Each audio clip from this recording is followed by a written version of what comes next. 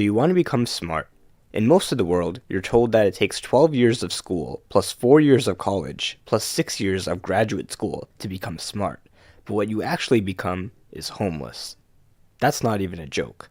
But on the bright side, when you make a Reddit post about how you can't get a job, you can do it in perfect English. If you haven't guessed by the title, becoming smart is actually very easy. Even if you think your genetics make you dumb, if you compare yourself to every other animal, you're actually pretty overpowered. When people like you and me say we want to get smarter, it means a bunch of things.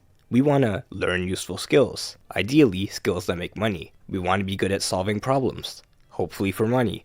We want to get better grades and learn difficult subjects to make more money, and also to flex on people. And lastly, we want to sound smart in conversation, just enough so people respect you, but not too much to the point where people think you're a nerd. The problem is, most advice on the internet is so vague and philosophical that even if it works, the only people who could actually follow it are Oprah and Socrates. And if you instead look for specific advice that you can actually try right now, this is what you get. Eat blueberries cause they're brain food. Drink black coffee. Exercise. Sleep more. Take IQ tests. Listen to classical music. These things sound good, but at some point you have to, actually learn stuff. Besides, even in the past, there have been some geniuses who've spent the whole day sitting at a desk, getting 2 to 4 hours of sleep a day. So what can you actually do to get smarter that's not just the same 6 brain hacks from a Facebook post copied and pasted from a WikiHow article inspired by a quote spray painted on a New York subway wall? The main thing you need to do is read. What kind of reading? It depends. Fiction is good for learning to read faster, and it gives you a better vocabulary. Also, if you read a lot of dialogue, it makes you feel like you have friends. But most people go straight for nonfiction, which indeed is the key to being able to casually drop interesting knowledge in conversations. For example, just by reading this book, you can come off to anyone in conversation as someone who knows history. The key is to not be obnoxious about it. Crazy how we evolved from chimpanzees, right? Well, actually, evolution is non-linear, and several human-like species inhabited Earth simultaneously, none of which could even be remotely considered as chimpanzees. While this is considered polite by the standards of a YouTube comment section, in real life, saying "well actually" before proving someone wrong will make you instantly unlikable. Change the "well" to an "easy," and now we're talking. Let's redo that conversation. Crazy how we evolved from chimpanzees, right? It is crazy, right? I was reading the other day and apparently humans and chimpanzees...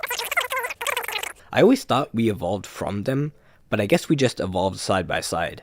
You can be smart while also being humble and also sounding like you touch grass. The key is to teach people what you know without making them sound dumb.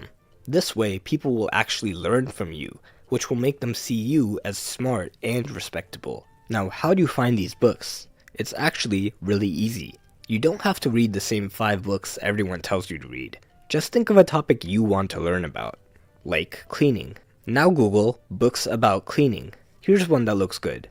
Usually, these books cost money, but if your finger slips, you might accidentally end up on this website, and you might accidentally search for the title of the book, and by chance, click on the first link, and oh no, accidentally downloaded a file, and opened it with the appropriate ebook viewer. Well, now that you have the book, you'll also find that not only can you pick out interesting tidbits to use in conversations, but you can also learn many useful skills. There are 10 things you should know before you learn a skill. 1. Unless you practice the skill, your brain will think it's useless and forget it. 2. You only have to know 20% of the knowledge to master 80% of the skill. So I guess we could just move on. This is called the learning curve. It's a graph of how good you get at a skill over time. As you can see, just by practicing a little bit, you can make a lot of progress in the beginning. But you have to practice. No one ever learned how to tie a tie by watching how to tie a tie. You only learn how to tie a tie by watching how to tie a tie while tying a tie. The same applies to reading. Books only make you smart if you give your brain a reason to remember the stuff in the book. So once you read the chapter on cleaning a bedroom, go ahead and clean a bedroom. Doesn't even have to be your bedroom. Just clean one. And now, you'll never forget it. But let's just imagine that's something that you can't practice right now. Like, imagine you're reading a book about cars, and then you see this diagram of how to jumpstart a dead car with a good car. Ideally, you'll read about it, and then go practice it. But not everyone has 2 cars lying around to practice on. But you can still practice it by just imagining. Imagine the moment where you'll need to know how to jumpstart a car. Put yourself in the situation. Find a video and pretend that's your car. By imagining the whole process from start to finish, you just convinced your brain that you used all that information, and now you'll remember it. Meanwhile, the person who just looked at the diagram and tried to memorize it still won't know what to do if they ever had to jumpstart a car. This is how you get smart.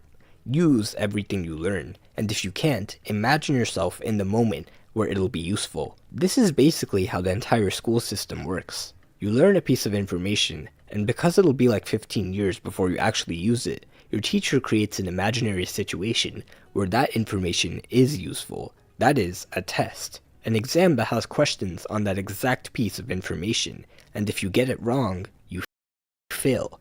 Or in South Korea, you get prison time. Just kidding, that's only if you cheat. This is usually enough to make your brain at least attempt to remember the information.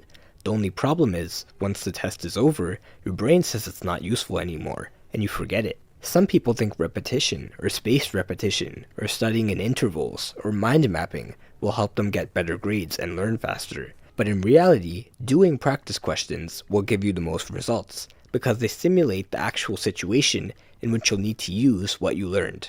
If you don't have any practice questions, make your own, and convince yourself that the stakes are high. Like, pretend that you're hanging off a cliff by one arm, and someone's there to pull you up, but only if you can name all the parts of a human cell. Learning information and making it seem useful to your brain is all you need to get smart. And this is why textbooks are the S-tier format for becoming smart as fast as possible. There's no fluff, no hand-holding, no distractions, just pure information and a bunch of practice questions. And if you can't solve them, you have to flip all the way to page XXXVVIII in the appendix to get help.